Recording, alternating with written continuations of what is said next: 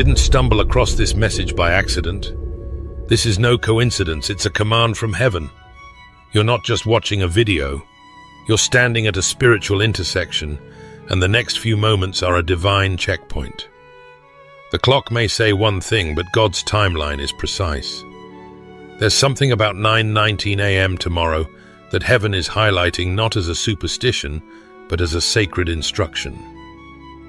Sometimes God speaks through thunder. Other times he whispers through timing. I don't know what you'll be facing when that hour strikes, but I do know this: your obedience in that moment will carry more weight than you realize. This isn't about fear, it's about faith. God is inviting you to be sensitive, alert, and aligned. Because when God's chosen ones respond to divine timing, the supernatural is released on natural ground. Amos 3 verse 7 reminds us, surely the sovereign Lord does nothing without revealing his plan to his servants, the prophets. If you're hearing this, it's because God is revealing something to you ahead of time, ahead of the pressure, ahead of the decision, ahead of the moment where everything can shift if you lean in and listen. This is your wake-up call in the spirit, not to panic, but to prepare. Because what looks like just another morning on the outside may become your defining moment on the inside. Heaven is giving you a heads up, not to burden you, but to bless you with clarity. Don't ignore the nudge. Don't downplay the timing. You're not late. You're not early. You are right on divine time. Let's begin. There are moments in our walk with God when the atmosphere shifts and heaven leans in not to scare us, but to synchronize us. This is one of those moments. And I want you to feel the weight of that not as pressure, but as privilege. You're not just being invited to notice the time. You're being called to respond to it. God doesn't mark clocks for decoration. When he highlights a time, it's because something in the unseen realm is being moved into motion. It's not about the digits. It's about the destiny tied to them. Some people will dismiss this as just another minute in just another day. But for the ones who are awake in the spirit, 9:19 a.m. is a divine summons. It's not random, it's righteous. You see, God has always worked within the boundaries of holy timing. Ecclesiastes 3 verse 1 reminds us that to everything there is a season and a time to every purpose under heaven. Timing is not man's invention, it's God's design. He speaks in moments, he corrects in minutes, he activates in hours. And when he marks a specific moment, it's not for curiosity, it's for consecration. This isn't just a window in time, it's a watchtower, a place where heaven wants your attention. The enemy often hides his traps in the mundane moments, routine mornings, familiar schedules. But God in his mercy interrupts the predictable to release the prophetic. That's what he did with Noah. Noah didn't build the ark during the storm, he built it before it. Why? Because God always warns before he works. If you've ever wondered why you're feeling stirred, why your heart feels like it's leaning forward, it's because the Spirit of God is sounding an alarm, not with fear, but with focus. God is aligning your inner world with heaven's calendar. You're not behind, you're not off course. You're being positioned to hear, to move, to obey. And let me speak this clearly to someone whose spirit has been heavy with uncertainty. You've been questioning the delays, questioning the shifts. But what if I told you the delay wasn't denial? It was divine design. What if this moment is less about what you're doing and more about what God is about to release? Jeremiah 33 verse 3 tells us, "Call to me, and I will answer you, and show you great and mighty things which you do not know." That's not a general invitation. It's a precise directive. It means God is ready to unveil something, but only to those who lean in and listen. The time is not the breakthrough itself, it's the alert that the breakthrough is near. It's a spiritual checkpoint, and heaven is watching to see who will pause and posture themselves accordingly. There's a reason Jesus told his disciples in Matthew 25 verse 13, Watch therefore, for you know neither the day nor the hour in which the Son of Man is coming. While that verse points to the ultimate return of Christ, the principle remains true. Divine movement is often preceded by quiet moments of preparation, and only the watchful recognize the weight of what looks ordinary. Think of Esther. Her entire nation was saved because she discerned her moment. Her obedience wasn't loud, but it was lethal to the enemy's plan. And the words spoken over her ring true for you too. You have been brought to the kingdom for such a time as this. This isn't about stirring fear. It's about sharpening faith. God doesn't sound alarms to panic his people. He sounds them to prepare them. And the preparation is spiritual, not performative. It's about heart posture, not hustle. So don't let this hour come and go while your spirit remains asleep. And when God marks a moment, he doesn't just prepare you spiritually. He also deploys help supernaturally. Today I'm here to tell you, heaven has dispatched reinforcement. This is not symbolic language. It's not poetic flair. It is divine reality. When God sends Michael the archangel, he's not sending a ceremonial figure. He's sending a warrior, a protector, a heavenly commander whose assignment isn't to impress you, it's to defend you. Maybe you've been sensing it lately. That subtle shift in the atmosphere, that unexplainable heaviness, or perhaps an increase in pressure that doesn't quite make sense in the natural. That's not paranoia, that's spiritual proximity. Because when a battle intensifies, heaven doesn't leave its children exposed. Psalm 91 verse 11 declares that he commands his angels concerning you to guard you in all your ways. And when the warfare goes from whisper to roar, God doesn't send just anyone. He sends Michael. When Michael is dispatched, it means the battle has already reached the gates, but so has your deliverance. His appearance throughout Scripture isn't random. He's not heaven's messenger, he's heaven's military. Daniel 10 verse 12 to 13 gives us a vivid look into what this really means. Daniel was praying, fasting, waiting, and unknown to him, Michael was already warring. There was delay in the visible, but there was no delay in heaven's response. God had already moved. The angelic realm was already engaged.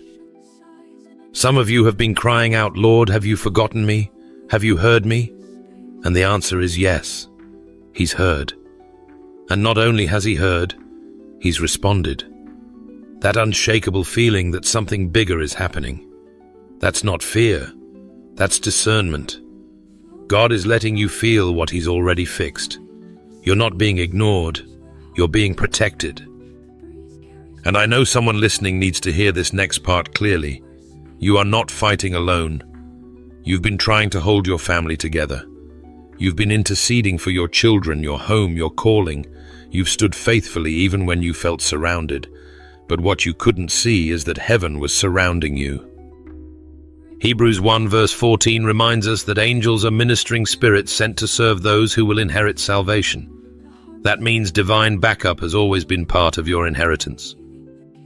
Michael's presence is a signal not of fear, but of God's faithfulness. It means the enemy's move has been seen and countered. It means the scheme formed in secret has already been confronted in the spirit. You may not know what tomorrow holds, but you can walk into it with holy boldness because you're not unguarded. This is where many people miss it. They assume angelic intervention is just ancient story. But this is not folklore. This is God's pattern. Over and over again in the moments when God's people stood on the edge of breakthrough or warfare, he sent his angels to war, to guard, to reassure. Not for theatrics, but for truth. And hear me when God dispatches Michael. It is not just to keep the enemy out. It's also to make sure you stay in position. That's why this matters. This is your confirmation that your prayers are working. Your obedience is recognized, and your presence in this hour is not accidental. You've been covered behind the curtain, and now God is letting you feel the covering. So the pressure you've been feeling isn't just resistance, it's the reality that God is close, very close. and with him comes an army you can't see but can absolutely trust. If heaven has already moved, if angels have already been dispatched, then that means something else is also true, something many people don't want to talk about, but we must. It means the enemy has also been busy. Because the moment divine destiny is activated, demonic resistance is as well. Not because God is absent, but because the enemy is terrified of what you're about to walk into. The battle you're facing right now is not random. The pressure you're under didn't just appear one morning out of nowhere. The weariness you've been feeling, the frustration, the relational tension, the sudden distractions, even the quiet apathy that's crept in. It's all part of a strategy. 1 Peter 5 verse 8 warns us clearly, "Be alert and of sober mind. Your enemy the devil prowls around like a roaring lion looking for someone to devour." But pay close attention, it doesn't say he's attacking at random. It says he's looking, he's observing, he's studying, he's strategic. The enemy doesn't often storm in with loud chaos. He prefers to infiltrate slowly with weariness, with compromise, with subtle lies whispered during moments of vulnerability. His greatest tactic isn't destruction in a single blow, it's erosion over time. A thought here, a distraction there, a delayed prayer, an unanswered text, a lingering offense. It all adds up until suddenly your faith feels heavier, your vision feels blurred, and your passion seems like a distant echo. And that is exactly what he wants. John 10 verse 10 says, "The thief comes only to steal and kill and destroy." But often he steals first your time, your focus, your clarity. Then he kills your confidence, your consistency. And only after that does he aim to destroy your joy, your relationships, your peace. His warfare is gradual, and because of that, many miss it. They call it coincidence. They call it just life. But spiritually aware people, we know better. Galatians 5 verse 9 tells us that a little leaven leavens the whole lump, meaning what seems small today can grow into a stronghold if left unchecked. Let me talk to those of you who've been feeling spiritually drained, emotionally overwhelmed, or just strangely distracted lately. You're not weak. You're under surveillance. The enemy knows he cannot stop what God has declared, but he hopes to delay it by pulling your attention, dulling your discernment, and numbing your urgency. This is why awareness is not just helpful, it's holy armor. You cannot war effectively against what you pretend isn't there. But let me flip this truth for your encouragement. If the enemy went through the trouble of mapping out an attack against you, it's because he sees your movement in the spirit. He knows you're carrying something. He's terrified of what's on the other side of your obedience. And if he's threatened, it means heaven has marked you. It means God's hand is not just on you, it's moving through you. You may have walked into today thinking it was just another day, but now your eyes are opening.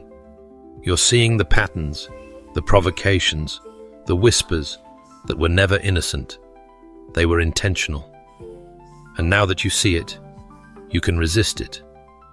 Because even though the map was drawn against you, the route to victory was paved long before it. You don't have to fight blindly. You don't have to stumble through confusion. The weapons may be formed, but they will not prosper, not when you're armored up in awareness, in the spirit, and in truth. So I want you to take a breath, square your shoulders, and know this: the battle is real, but you are not powerless. Your discernment is sharpening. Your footing is secure. And while the enemy plotted your downfall in the dark, God has already declared your deliverance in the light. So now you see it. The enemy studies patterns. He sets traps. He plots in silence. But let me tell you where his most potent battlefield resides. Not in the physical world. Not even in your circumstances. The war begins in the mind. Before the enemy can steal your joy, your calling, or your obedience, he aims to hijack your thinking. And here's the real danger. If he can plant a lie in your mind and get you to water it with your attention, it'll eventually grow into a belief. And if it becomes a belief, it can begin to shape your behavior, distort your identity, and sabotage your destiny without him ever lifting a weapon. That's why the Holy Spirit is sounding the alarm today. This next battle won't begin with noise, it'll begin with a whisper, a subtle suggestion, a mental replay of the past, a quiet accusation in your head that no one else hears. It might sound like, "You're not ready," or "God has forgotten you," or even, "What's the point in trying again?" These whispers aren't just negative thoughts, they are spiritual assignments. And if you don't capture them, they'll try to capture you. 2 Corinthians 10 verse 5 says, "We must take every thought captive to make it obedient to Christ." That means we don't let every idea live in our minds rent-free. We interrogate every internal narrative. We ask, is this from the Spirit or from the serpent? Because while people often prepare for spiritual attacks externally, many overlook the throne being built internally. Let me say this clearly, you cannot walk in freedom while agreeing with bondage in your mind. Some of you have been praying for peace but still entertaining the enemy's voice in your self-talk. You've been asking for clarity but recycling confusion with your own inner dialogue. Family, this is not the season to be passive in your mind. This is where the fiercest warfare is happening, and it's time to suit up. Romans 12 verse 2 tells us to be transformed by the renewing of our minds. Not just repaired, but renewed. That means there must be a replacement. You don't just remove toxic thoughts, you replace them with God's truth. You tell the spirit of fear that it has no residence in a temple that belongs to the Spirit of God. You remind the voice of shame that the cross already rendered it powerless. You replace anxiety with alignment and doubt with declaration. Your mind is not a dumping ground for hell's suggestions. It's a holy battlefield, and you are not without a weapon. You have the Word of God, which Hebrews describes as sharper than any two-edged sword. You have the authority to speak to the lies that try to rise and command them to bow. Every thought that contradicts God's promise is an intruder, and intruders don't get to stay when light walks in the room.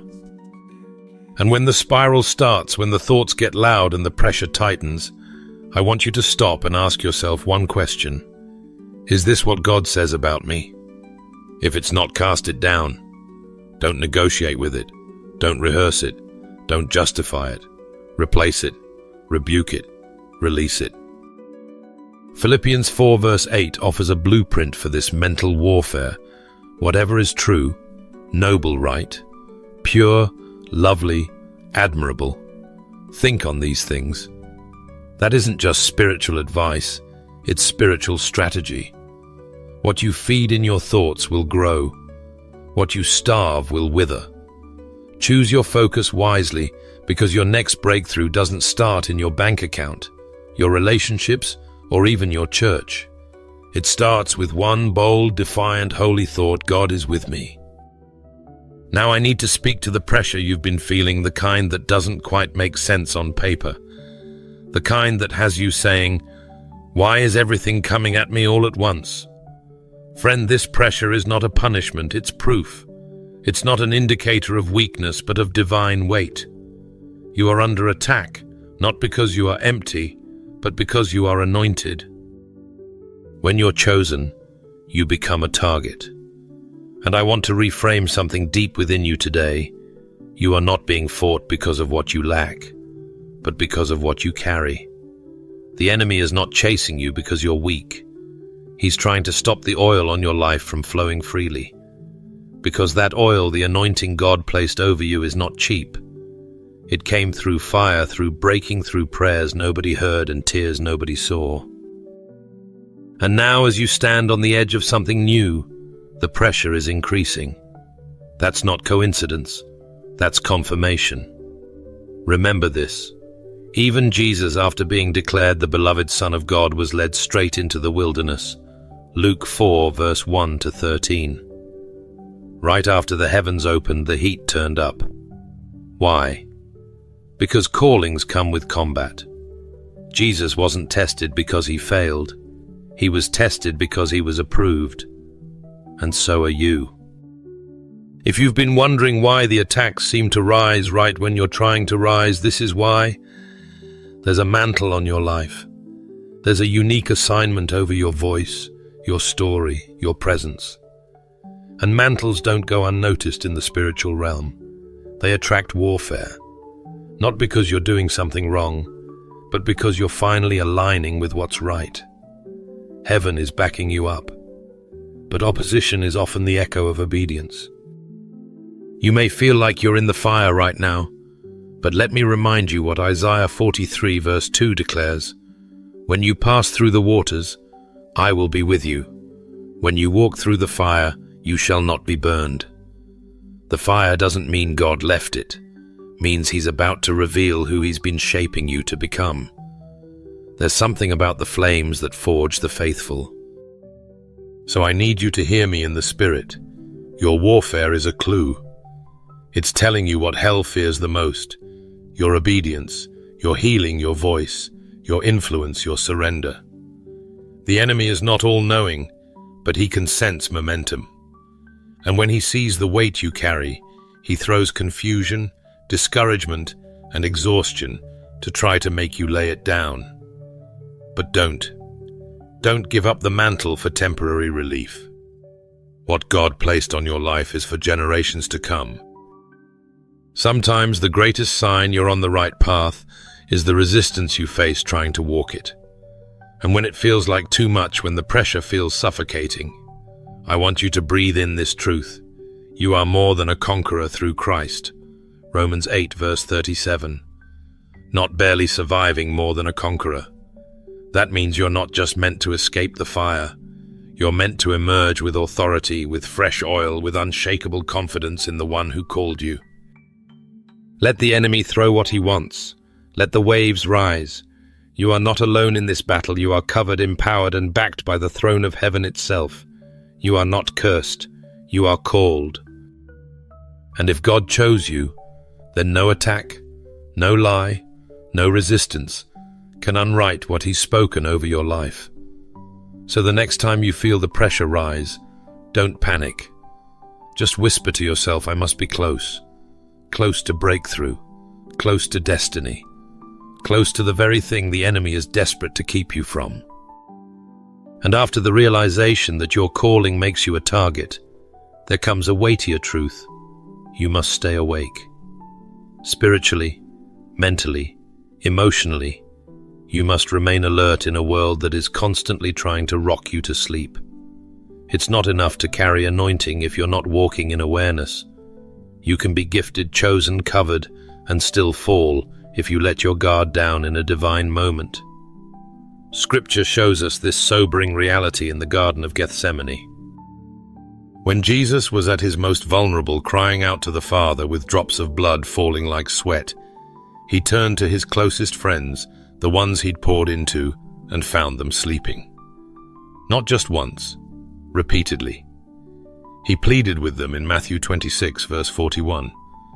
Watch and pray, so that you will not fall into temptation.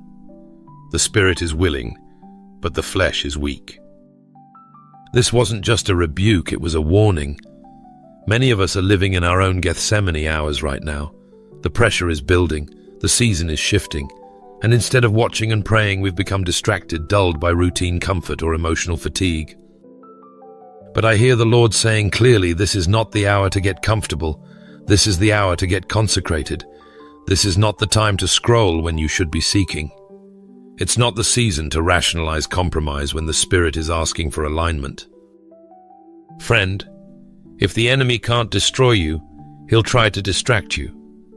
And distraction is often more dangerous than direct attack, because it's subtle. It feels harmless. It sounds like just one day off, or I'll pray tomorrow, or I'm just too tired tonight. But here's the truth. The smallest compromises often open the largest doors. The enemy doesn't need a big foothold, just a crack. And when your spiritual senses are dull, you won't recognize the trap until you're already in it. That's why Ephesians 5 verse 14 urges us, wake up, sleeper, Rise from the dead, and Christ will shine on you.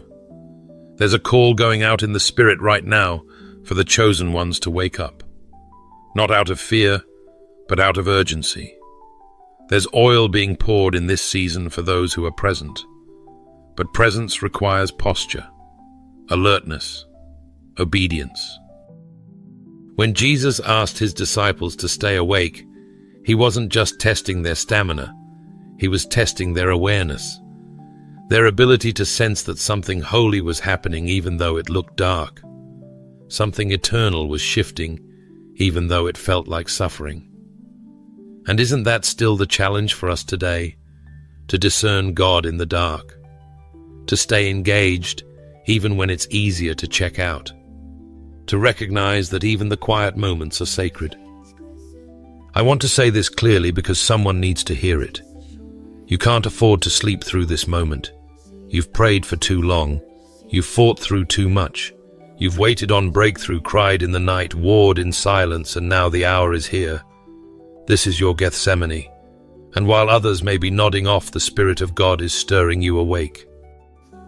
Revelation 3 verse 2 echoes the same urgency. Wake up, strengthen what remains and is about to die.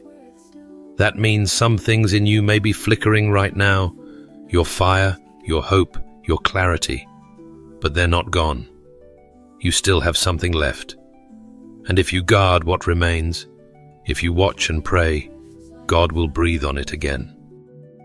So I'm not just encouraging you, I'm commissioning you. Set the alarm of your soul, sharpen your discernment, protect your peace. Guard your time in prayer like it's your lifeline, because it is. Stay ready so you don't have to get ready. Let your obedience be immediate. Let your focus be fierce. Let your ears be tuned to the whispers of heaven, because what's coming next will not be caught by the distracted, it will be received by the watchful.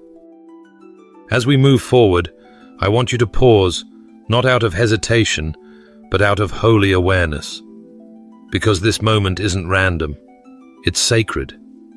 You're not just watching a message, you're standing at a threshold, and what you do in this night hour will ripple into what happens when the sun rises. There's a divine thread being woven between your now and your next, and it's called obedience. I feel this deeply in my spirit. Tomorrow is already watching tonight's obedience. You see, destiny doesn't wait until daylight. Breakthrough isn't born in the noise of the morning, but in the quiet choices you make when no one's watching. The spiritual ground is shaped in secret before it ever manifests in public. That's why Jesus gave us the parable of the 10 virgins in Matthew 25 verse 1 to 13. 10 were waiting, 10 were hopeful, 10 had lamps, but only 5 were prepared.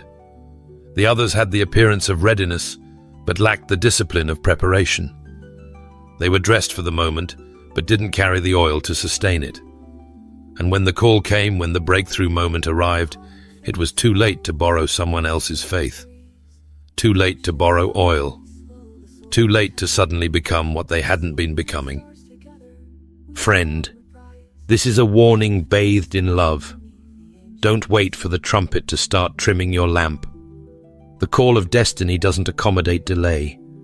When God moves, he moves swiftly, and those who are ready walk into what others only dream about. Tonight matters not because it's dramatic, but because it's intentional. Every choice you make now, every prayer you whisper, every distraction you surrender, every thought you capture is shaping the atmosphere of your tomorrow. Proverbs 22 verse 3 reminds us that the prudent see danger and take refuge, but the simple keep going and pay the penalty. This is not fear, it's foresight.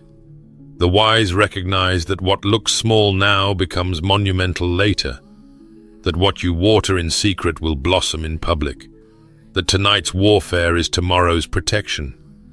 Maybe you're thinking, but I don't feel like anything's happening yet. That's exactly the point. Preparation is quiet. Obedience is often silent. But don't confuse silence for stagnation. The wise virgins didn't wait until the call, they carried their oil with them long before the shout came. That's you. You're the one who's been trimming your lamp even when others mocked your discipline. You've been praying when it wasn't trendy, fasting when it wasn't public, warring in the spirit when others were scrolling. And now heaven is whispering to your soul you're about to need what you've been carrying. I need you to see this. This isn't just about breakthrough, it's about alignment. Tonight is not an accident. You didn't just stumble into this word. The Spirit of God is calling His chosen ones to prepare, not because something bad is coming, but because something holy is approaching. And when God gets ready to move, He doesn't shout, He whispers, He nudges, He tugs, He invites you to make moves in faith before the outcome is visible. Why? Because obedience is not based on proof, it's based on trust.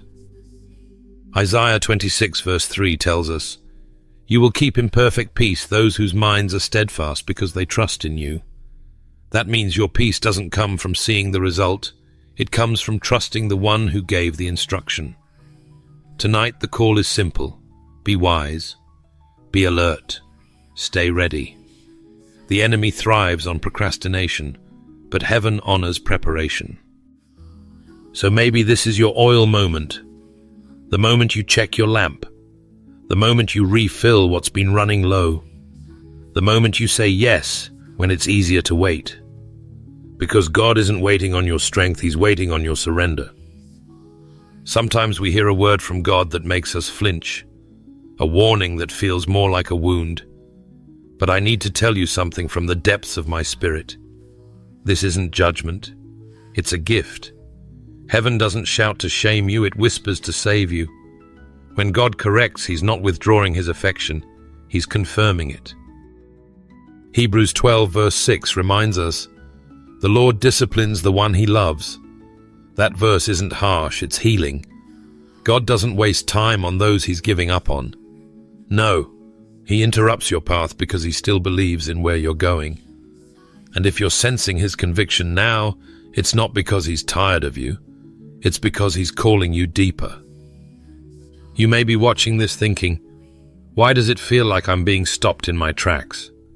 It's because God loves you too much to let you run into disaster unchecked.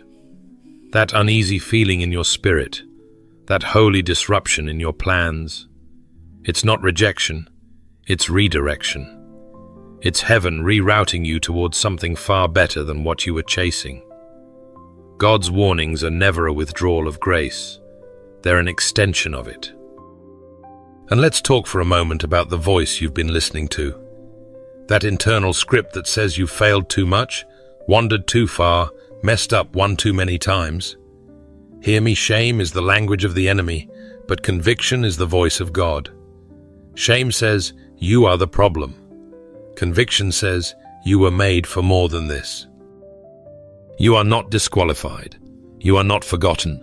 You are not too far gone. God didn't bring you here to scold you. He brought you here to remind you who you are, and more importantly, whose you are. I can't help but think of the story of the prodigal son, not just from the son's perspective, but from the father's heart. So often we focus on the rebellion, the mistakes, the leaving. But the beauty of that story is not in the son returning, it's in the father running. While the son rehearsed his apology, the father had already prepared the celebration. He didn't wait on the porch with crossed arms, he ran down the road with open ones. Luke 15 verse 20 tells us that the father saw him from a distance and ran to him filled with compassion. That's what God's love looks like. It moves first. It reaches first. It forgives first. And if you're feeling convicted right now, it's not because He's done with you. It's because He still sees you as a son, as a daughter, as His. Maybe your heart feels overwhelmed, like you've missed too many signs, ignored too many nudges. But beloved, let me reassure you. He warns because you still matter. He wouldn't be speaking if He didn't still have plans for you. That inner stirring, that holy discomfort, that's not the end of the story. That's the doorway to a new one. You've got to shake off the lie that discipline equals distance. That warning means wrath. Jeremiah 31 verse 3 says, I have loved you with an everlasting love. I have drawn you with unfailing kindness. So if you feel the pull right now, it's not wrath dragging you back, it's kindness drawing you home. You don't have to earn your way back into God's love. You never left it. Even when you wandered, He stayed. Even when you fell, He saw you. Even when you doubted, He kept believing. And now in this moment, He's calling again, not with a lecture, but with love. When God marks a moment, it's not because He needs the reminder, it's because we do.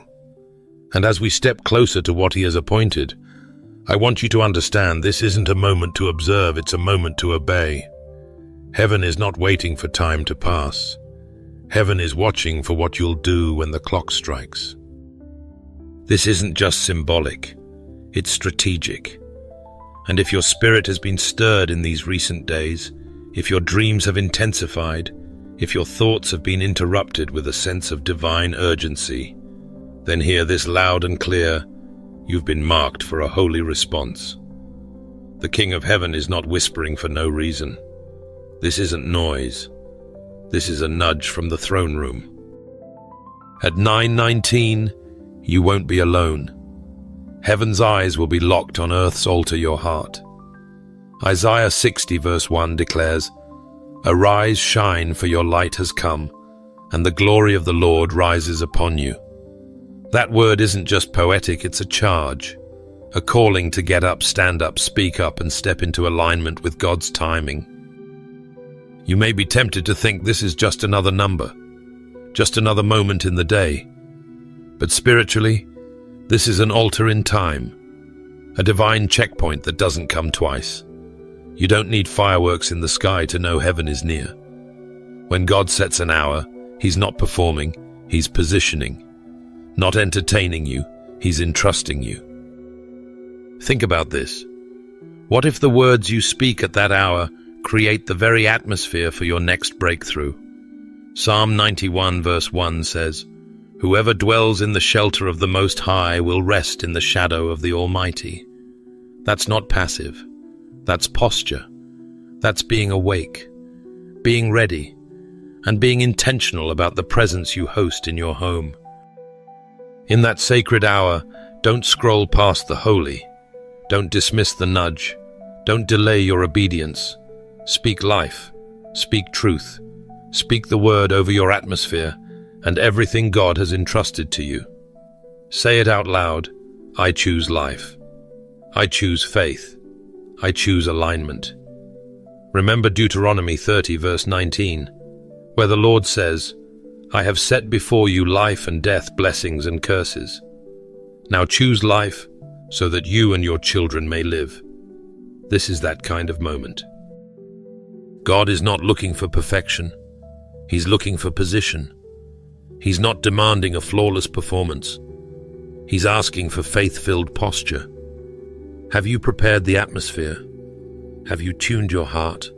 Have you guarded your mind from the noise so you can hear the whisper? This moment isn't about your feelings, it's about your focus. The enemy wants you distracted when heaven wants you engaged. He wants you passive when God is calling you to respond boldly. Don't wait for motivation, walk in obedience.